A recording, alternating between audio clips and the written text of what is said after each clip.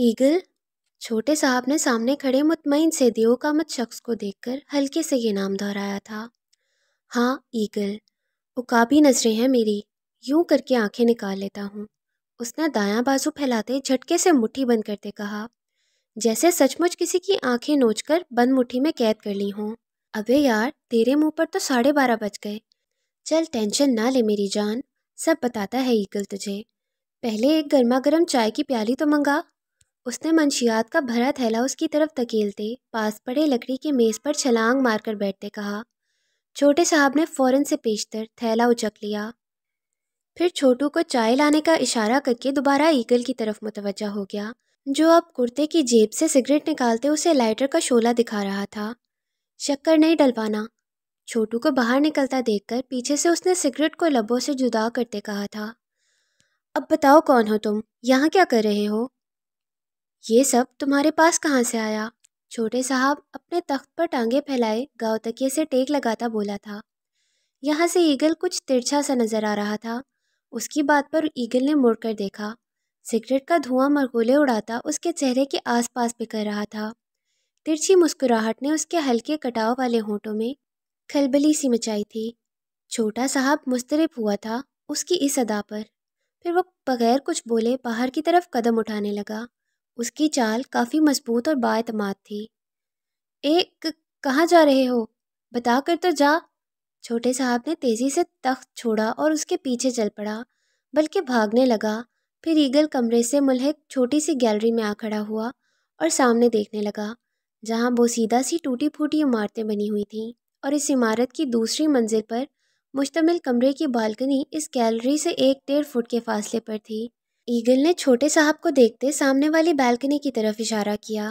یہاں سے میں نے تم کو دیکھا، یہ سب نشہ تھیلے میں ڈالتے اور حقے چھپاتے، اور پھر پولیس کے آنے سے پہلے ہم چھلانگ لگایا ادھر سے، بالکنی کی طرف اشارہ کرتے، اور یہ سب اٹھا کر اس بالکنی میں رکھ دیا۔ ارے تم فکر کیوں کر رہا ہے؟ یہ سب دھندا ہم اتنا سا تھا، زمین سے قد ناپتے ہوئے تب سے کرتا آ رہا ہے، اب تو ایکسپرٹ ہو گیا ہے، بس تمہاری مدد کیے ہے اور کچھ نہیں۔ بات مکمل کر کے وہ اندر چلا گیا، سگریٹ انگلیوں میں دبا تھا۔ وہ دوبارہ میز پر بیٹھ کر سگریٹ کے کش بھرنے لگا۔ کونیوں کے آخر تک فولڈڈ آستینوں سے جھانکتے بازو پر بچھو بنا تھا، شاید نہیں، یقیناً وہ ٹیٹو ہی تھا۔ گلے میں کالے چمڑے کا تعویذ گردن سے چپکا پڑا تھا۔ اب بھی کرتے ہو یہ دھندا؟ چھوٹے صاحب نے ایگل کو بغور دیکھتے کہا۔ آج کل تو بے روزگار گھوم رہا ہے ہم۔ ساتھ 2 ساتھی تھے، کسی اوپر کے بندے نے سعودیہ بھیج دیا ہیروئن اور یہی نشہ اسمگل کرنے کو، تب سے ہم تو نوالے کو ترس کیا ہے۔ اس نے اپنی حالت پر خود ہی افسوس کرتے گردن کو ہلکا سا خم دیا۔ تو اب تم کیا کرو گے؟ کرنا کیا ہے، یہی دھندا کرنا ہے، بس ہم کوئی پارٹی ڈھونڈ رہا ہے، تگڑی اور بھروسے والی ہو۔ اس نے بکیا سگریٹ میز کے کنارے پر دباتے نیچے پھینک دی تھی۔ اتنے میں چھوٹو چائے کے کپ کے ساتھ بسکٹ لے کر اندر آیا تھا۔ دے چھوٹو، چھوٹے صاحب نے اسے چائے ایگل کو پیش کرنے کا کہا، مگر اس نے ہاتھ کے اشارے سے منع کرتے میز سے چھلانگ لگائی اور باہر کی طرف بڑھنے لگا۔ جب چھوٹے صاحب نے اس کا راستہ روکا، کہاں؟ بیٹھ نا، چائے پی، شکریہ ادا کرنے کو میں تیرے لیے اتنا تو کر سکتا ہوں۔ ایک وقت کا کھلا دے گا، دوسرے وقت ہم کیا کرے گا؟ ایگل کی زخمی ہنسی پر چند پل کو چھوٹے صاحب کا منہ بند ہو گیا۔ اچھا تو میرے دھندے میں حصہ لے سکتا ہے، مگر ایک شرط پر۔ کیا؟ ایگل نے آنکھیں سکیڑ کر دریافت کیا۔ پہلے چھلانگ لگا کر دکھا۔ اس کی فرمائش پر ایگل استہزائیہ ہنسا اور پھر گیلری میں آ گیا۔ چھوٹے صاحب بھی اسی کے پیچھے تھا۔ اس نے دیوار کے سرے پر ہاتھ رکھا اور پیر اوپر اٹھا دیے، پھر گھوم کر پیر دوسری بالکنی کی سطح پر چھوڑ دیے۔ یہ کوئی معمولی چھلانگ قطعاً نہیں تھی، مکمل ٹرینڈ بندے کا کمال لگتا تھا۔ پھر ایگل نے 2-3 ایسے ہی چھلانگیں لگا کر بالکنی میں رکھے حقے بھی اسے لا دیے۔ آج سے تو میرے دھندے میں میرا دایاں بازو ہے۔ اگر تیرا کام اچھا رہا اور تو بھروسے کا بندہ نکلا تو یقین کر، ڈیک تجھے ایماس کے انڈر لے لے گا۔ ابے لائف بن جائے گی تیری۔ ایماس کے نام پر ایگل کی سیاہ آنکھوں میں گہرے اندھیرے میں افق پر چمکتے تاروں سی چمک لہرائی تھی۔ اس نے چائے کی پیالی منہ سے لگا لی، مگر آنکھیں بہت کچھ جانچ رہی تھیں۔ دوسری جانب چھوٹے صاحب مطمئن تھا کہ ایگل کے آنے سے سارے رسکی کام اس کے ہاتھ دے دے گا اور نام اپنا کمائے گا۔ پھر ڈیک کے توسط سے ایماس کی گینگ کا حصہ بن کر پیسے میں کھیلے گا۔ 1 ماہ بعد طلوع سحر کا وقت تھا۔ دور کہیں مسجد سے مؤذن کی پرتاثیر آواز آ رہی تھی۔ آواز تھی یا کوئی سحر کہ دین کے پکے اور مضبوط ایمان والے اس میں جکڑے جا رہے تھے۔ ایمان والوں کی نیندیں کچی ہو گئیں۔ وہ بیدار ہوئے تھے کہ ان کا رب انہیں پکار رہا تھا۔ وہ کیوں کر سنی انسنی کرتے تھے جب اس پروردگار نے انہیں ہر نعمت عطا کی تھی۔ سورج کے نکلنے میں ابھی کچھ وقت درکار تھا۔ آسمان جامنی رنگ کی ردا اوڑھے لوگوں کو اپنی طرف تکنے پر مجبور کر رہا تھا۔ لال اینٹوں سے بنی مسجد سے مؤذن کی آواز اور اونچی آنے لگی۔ اللہ اکبر، اللہ اکبر، اللہ بہت بڑا ہے۔ اشہد ان لا الہ الا اللہ، میں گواہی دیتا ہوں کہ اللہ کے علاوہ کوئی معبود نہیں۔ اشہد ان محمد رسول اللہ، میں گواہی دیتا ہوں کہ محمد صلی اللہ علیہ وآلہ وسلم اللہ تعالیٰ کے رسول ہیں۔ حی علی الصلاۃ، نماز کی طرف آؤ۔ حی علی الفلاح، فلاح اور کامیابی کی طرف آؤ۔ الصلاۃ خیر من النوم، نماز سونے سے بہتر ہے۔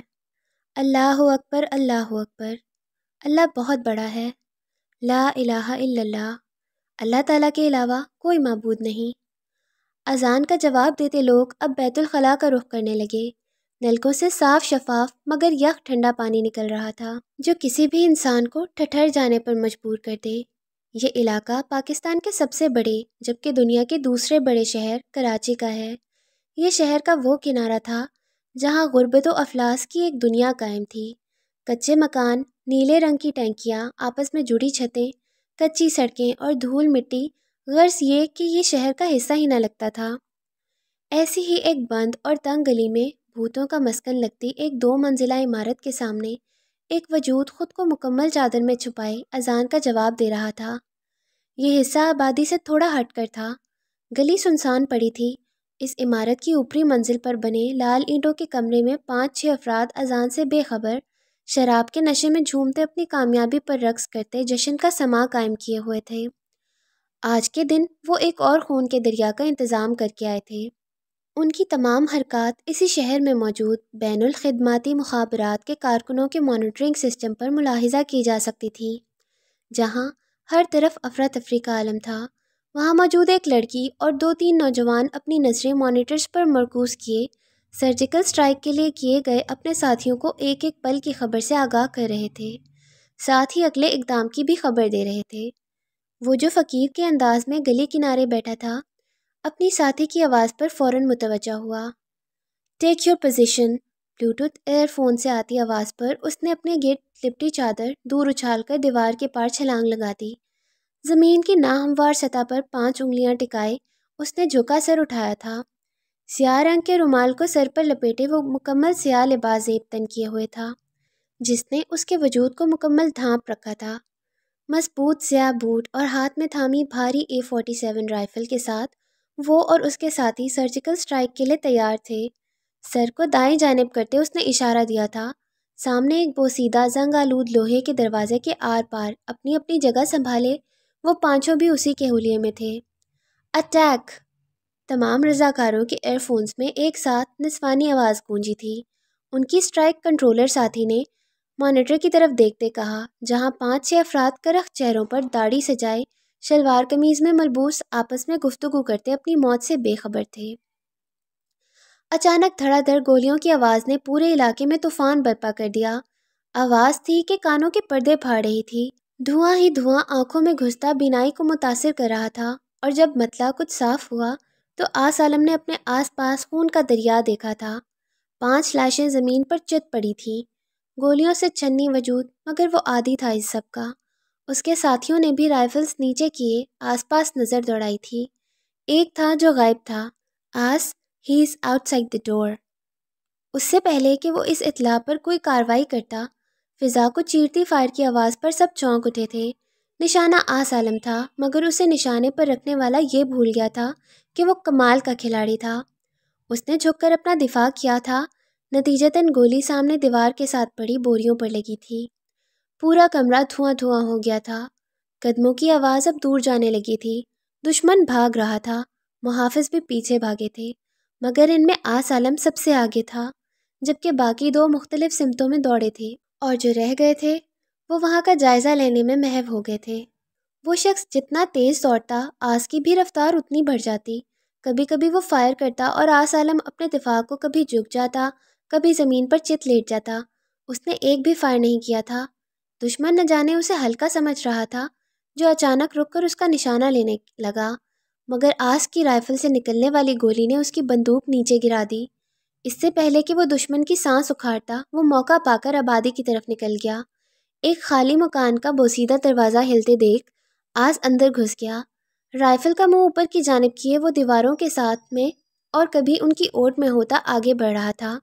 ایک کمرے کا دروازہ کھولتے فوراً حفاظتی طور پر رائفل آگے کر دی، مگر وہاں کوئی بھی نہ تھا۔ خالی مکان کی صرف دیواریں کھڑی ہوئی تھیں۔ وہ صحن میں موجود پھونک پھونک کر قدم رکھ رہا تھا کہ اچانک چھت سے کسی نے پانی کا مٹکا پھینکا۔ وہ دونوں ہاتھ سر پر رکھ چکا تھا، مگر پھر بھی کچھ ٹوٹا حصہ اسے آ لگا تھا۔ ماتھے پر خون کی لکیر سی بن گئی تھی۔ آس نے زمین پر خون کا قطرہ گرتے دیکھا تھا اور یہی خون پھر اس کی آنکھوں میں اتر آیا۔ اس نے دانتوں کو ایک دوسرے پر سختی سے جمایا اور چار چار سیڑھیاں پھلانگتے اوپر پہنچ گیا۔ دشمن دوسرے گھروں کی چھتیں پھلانگتا بچاؤ میں تھا، تو آس جنونی انداز میں ہر رکاوٹ کو عبور کرتا اس تک پہنچ رہا تھا۔ ساتھ ساتھ جڑی چھتیں، ان پر بچھی چارپائیاں جو باجرا اور مرچیں سکھانے کو رکھی تھیں، غرض اس مقابلے میں ہر چیز تباہ ہو رہی تھی۔ لوگ اپنے مورچوں میں گھس چکے تھے جب اچانک آس عالم کو حکم آیا، لیفٹ سائڈ آس۔ اس نے بائیں جانب کی اونچی دیوار عبور کی۔ سامنے بڑی سی چھت پر دشمن بھاگ رہا تھا، کرتا شلوار اور داڑھی ہمارے مذہب کا لبادہ اوڑھے ہمیں ہی نگل رہا تھا۔ کل ہم۔ ایئر فون سے آتی آواز پر پسٹل گرپ اور فورس اینڈ پر اس کی گرفت مضبوط ہو گئی تھی۔ دشمن سیدھا نشانے کی نوک پر تھا، صرف ایک بلٹ، ایک گولی۔ بس مجھے لڑنا ہے اپنے ملک کے لیے۔ یہ وہ ہیں جو معصوم بچوں کی، بے گناہوں کی جان لیتے ہیں، اور جو معصوم پر رحم نہ کرے وہ خود رحم کے قابل نہیں۔ تمہاری موت تمہاری منتظر ہے، کاش کہ تم نے کچھ بھلا کیا ہوتا۔ کل ہم۔ مانیٹرنگ روم میں موجود ان سب میں سے بڑے عہدے پر فائز رضاکار نے زور دے کر کہا۔ ٹریگر دباتے آس عالم کے ہاتھ ایک پل کو بھی نہ کانپے تھے۔ کانپتے بھی کیوں؟ کیا ان کے ہاتھ کانپتے ہیں؟ معصوموں، بے گناہوں کی جان لیتے، بم بلاسٹ کرتے، نشہ بیچتے، نہیں نا؟ تو اس کے کیوں کانپتے؟ حب الوطن من الایمان۔ گولی نکلی تھی اور اپنی جان بچانے کو مسلسل بھاگتی ٹانگیں اب حالت آرام میں تھیں۔ دشمن پورے قد سے زمین پر ڈھہ گیا تھا۔ اس کی سیاہ قمیض کی آستین پر لگا چاند ستارے والا پرچم چمک اٹھا تھا۔ اس نے اپنے سر پر باندھے رومال کی گرہ اور کس لی اور اپنی رائفل اٹھا کر دشمن سے پیٹ کرتا چل پڑا۔ وہ کیا سوچ رہا تھا؟ پہلا قدم کامیاب گزرا، مگر نہیں، وہ بھول گیا تھا جب پرائمری میں تھا تو اس کے استاد کہتے تھے، بیٹا کامیابی کبھی اتنی آسانی سے نہیں ملتی، جان مارنی پڑتی ہے، دن رات ایک کرنے پڑتے ہیں، خون پسینہ بہانا پڑتا ہے۔ کامیابی یوں ہے کہ سانپوں کے گچھے کے درمیان کوہ نور پڑا ہو، دور سے اس کی چمک آپ کو اپنی جانب کھینچتی ہے، اکساتی ہے اپنے حصول کے لیے۔ ابھی تو بہت امتحان باقی تھے آس عالم کے، ابھی تو آغاز تھا۔ اس پتھر پر وقت نے کیا کیا ستم ڈھانے تھے، وہ انجان تھا۔ کہتے ہیں نا کہ مستقبل سے ہماری بے خبری بھی ایک بہت بڑی نعمت ہے، تو بس آج اللہ تعالیٰ کی یہ نعمت اس کے لیے بہت بڑی تھی۔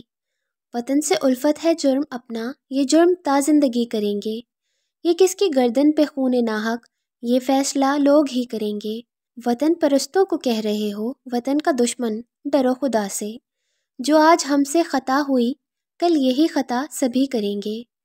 لیے جو پھرتے ہیں تمغائے فن، رہے ہیں جو ہم خیال رہزن، ہماری آزادیوں کے دشمن ہماری کیا رہبری کریں گے، نہ خوف زندہ نہ دار کا غم۔ یہ بات دہرا رہے ہیں پھر ہم کہ آخری فیصلہ وہ ہوگا جو 10 کروڑ آدمی کریں گے۔ ستمگروں کے ستم کے آگے نہ سر جھکا ہے نہ سر جھکے گا، شعار صادق پہ ہم ہیں نازا، جو کہہ رہے ہیں وہی کریں گے۔ یہ لوگ کچھ کم نگاہ جن کو سمجھ رہے ہیں کہ نہ سمجھ ہیں، یہی زمانے میں عام جالب شعور کی روشنی کریں گے۔ آپی آپی اس کی مسلسل چیختی پکارتی آواز پر برتن دھوتی سائقہ نے بے ساختہ کانوں پر ہاتھ دھرے تھے۔ اف گڑیا، کیوں چلا رہی ہو؟ سائقہ نے کچن سے ہی چلاتے ہوئے پوچھا۔ ہم نے آپ سے کہا تھا نا کہ مرکت کو کچھ مت کیجیے گا، پھر آپ نے وہ چارٹس کیوں اتارے؟ اس کا غصہ سوا نیزے پر تھا۔ برتن دھوتی سائقہ پلٹی۔ گڑیا، اس کا رنگ اتنا گہرا سبز ہے اور اتنی چمک ہے اس چارٹ میں کہ کھڑکی سے آتی روشنی جب اس پر پڑتی ہے تو آنکھوں میں لگتی ہے۔ عجیب سی قسم کا چارٹ اٹھا لائی ہو۔ ہلکا رنگ نہیں تھا کیا؟ سائقہ نے اپنے عمل کی وضاحت کی۔ گڑیا پیر پٹکتی چلی گئی، جو اس کے غصے کا صاف اظہار تھا۔ صبح صبح اس کا موڈ خراب ہو چکا تھا۔ ابرار صاحب پہلے ہی کالج جا چکے تھے۔ وہ پروفیسر تھے ریاضی کے۔ اپنا گھر تھا جس کا دوسرا حصہ کرائے پر دے رکھا تھا۔ اچھا گزر بسر ہو رہا تھا۔ دادو فجر کے بعد آرام کے لیے لیٹ جاتی اور ظہر کے وقت اٹھتی تھیں۔ نیلم میری پیاری بہن، چاند کا ٹکڑا، میری گڑیا، ناشتہ کر لو۔ اس نے نوچ پر جھکی نیلم کی تھوڑی پکڑ کر پچکارتے ہوئے کہا، جبکہ نیلم اس کا ہاتھ جھٹک چکی تھی۔ اچھا تم کسی اور رنگ میں لگا لو، پتھروں کے تو بہت سے رنگ ہوتے ہیں۔ وہ اس کے ساتھ ہی بیڈ پر براجمان ہو گئی۔ ناشتے کی ٹرے سائڈ ٹیبل پر پڑی تھی۔ مرکت کے بھی بہت سے رنگ ہیں، زہابی، سنہری مائل، دھانی، سبز کاہی اور زردی مائل، مگر ہمیں گہرا سبز ہی پسند ہے، ہری مرچ جیسا، اور ہم یہی لگائیں گے، وہ ڈھیٹوں کی طرح بولی۔ اچھا بھائی، لگا لینا۔ ویسے میں نے تم سے پوچھا تھا یہ پتھر کیا بلا ہے؟ تم جب نیا چارٹ لگاتی ہو اس کے بارے میں بتاتی ہو، اس بار نہیں بتایا۔ سائقہ نے اس کا موڈ بحال کرنے کو بات پلٹی۔ اس بار آپ نے تعریف کے بجائے 1000 عیب نکال دیے تو میں کیا بتاؤں، وہ تڑکی۔ اچھا یہ بتاؤ مرکت کو اردو میں کیا کہتے ہیں؟ سائقہ نے ٹرے اٹھا کر اپنے اور اس کے درمیان رکھی۔ مقصد باتوں باتوں میں لگا کر اسے ناشتہ کروانے کا تھا۔ زمرد، مگر سنسکرت میں اسے مرکت کہتے ہیں، اس نے بتاتے ساتھ ہی پانی کا جگ اٹھا لیا۔ اچھا فیروزہ کو ٹرکوئس تم اس لیے کہتی ہو کہ تمہیں روم بہت پسند ہے، اور یاقوت کو مانک اس لیے کہ اس میں میم آتا ہے، تمہارا پسندیدہ حرف، مگر زمرد کو مرکت کیوں؟ میم تو زمرد میں بھی آتا ہے۔ سائقہ نے اپنی لاجک لگائی۔ آپ کو پتہ ہے، وہ تھوڑا آگے کھسکتے ہوئے پرجوش انداز میں بولی، تو سائقہ نے بمشکل اپنی مسکراہٹ کو روکا۔ پتھروں کی شوقین نیلم اس موضوع پر ایسے ہی جذباتی ہو جاتی تھی۔ آپ کو کیسے پتہ ہوگا؟ خیر میں بتاتی ہوں۔ مرکت ایک ایسا سخت ترین پتھر ہے جس میں صرف نیلم کے پتھر سے سوراخ کیا جا سکتا ہے۔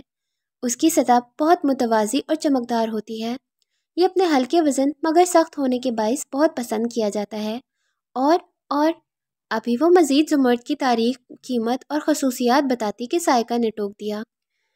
بس زمرد ایک پتھر ہے جس میں نیلم کے پتھر سے سوراخ کیا جا سکتا ہے، تو اس میں اتنا پرجوش ہونے کی ضرورت نہیں ہے۔ اس کی بات پر نیلم کا منہ بن گیا۔ نفسیات کہتی ہے کہ انسان کی کچھ عادتیں اور خصوصیات بے جان چیزوں سے مماثلت رکھتی ہیں۔ اس میں کوئی انوکھی بات نہیں، یا پھر ہم ان خصوصیات کو لوگوں میں تلاش کر سکتے ہیں، جیسے میری تلاش ہے مرکت، ایک ایسا سخت ترین انسان جس کے خول کے اندر جانے کی اجازت صرف مجھے ہو، جس کے اندر نیلم بے پناہ سوراخ کر کے اس کے دل تک رسائی حاصل کر لے، بلکہ ذرہ ذرہ کر دے اسے۔ ایک ایسا مرکت جسے صرف نیلم ہی تسخیر کر سکے۔ جہاں نیلم کا میم ختم، وہاں سے مرکت کا میم شروع۔ بس جہاں میری ذات دھندلانے لگے، وہ وہاں سے مجھے لپیٹ لے، ایک دوسرے میں مدغم ہو جانے والے دو پتھر۔ بس اس پتھر کی خصوصیات میں ایک انسان کے اندر دیکھنے کی تمنائی ہوں۔ اس کی گہری بات پر چند پل کے لیے نوالا منہ میں ڈالتا سائقہ کا ہاتھ تھٹک کر رک گیا تھا۔ کم آن گڑیا، یہ افسانی باتیں کہاں سے سیکھی تم نے؟ حالانکہ یہ سب پڑھتی میں ہوں۔ اس نے ماحول پر چھایا سنجیدگی کا تاثر زائل کرنا چاہا۔ نہیں آپی، افسانہ نہیں ہے، یہ آپ خود سوچیں۔ کوئی انسان اتنا سخت گیر یا ظالم ہو سکتا ہے کہ اسے کسی کی پرواہ نہ ہو، کسی سے محبت نہ ہو، جس کے پیروں میں کوئی بیڑیاں نہ ڈال سکے، جس کے ہاتھ ہر کام کو آزاد ہوں، کوئی ایسا شخص جس کی کوئی کمزوری نہ ہو۔ ممکن ہے؟ مجھے نہیں لگتا، مگر میں دیکھنا چاہتی ہوں ایک جیتا جاگتا مرکت۔ وہ ناشتہ بھول بھار کر کہیں اور ہی کھو گئی تھی۔ سائقہ نے ہلکی سی سبز کانچ کی مانند آنکھوں کے آگے چٹکی بجائی۔ واپس لوٹ آؤ گڑیا، دنیا میں ہر کسی کی کوئی نہ کوئی کمزوری ہوتی ہے۔